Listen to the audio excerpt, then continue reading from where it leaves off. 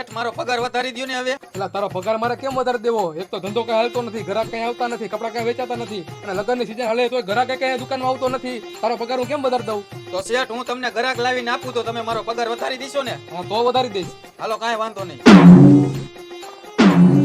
આ ક્યાં ગયું હે આવડવા? બોલો બોલો ભાઈ, શું બતાવો? એકાદી હારા માયલી શર્ટ પેન્ટ ની જોડી બતાવો ને. હાલો બતાવી દો ભાઈ.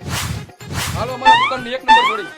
શું છે આ જોડીનું? 1500 રૂપિયા ભાઈ. એટલા બધા થોડા હોય, કાઈ ઓછા તો કરો. અરે કાંઈ વધારે નથી ભાઈ, બરોબર જ છે. શું હે ભાઈ આ જોડીનું? 1500 રૂપિયા. કેમ તને કેવું પડે મારે? અરે નો હોય ભાઈ, આટલો બધો સસ્તો ભાવ. અહીંયા બાજુની દુકાનમાં તો 2000 રૂપિયા લે આ જોડીના. અરે ભાઈ તમે આટલી બધી સસ્તી જોડી રાખો. એક કામ કરો, આ જોડી મને પેક કરી દો, પૈસા હું ગૂગલ પે કરી દઉં છું. આલી ભાઈ જોડી કરો આમાં ગૂગલ પે. હાલો ભાઈ થઈ ગયું.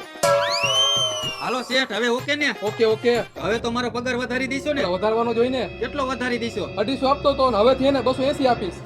નથી કરવું મારે કામ. તો ઘર ભેગો થા.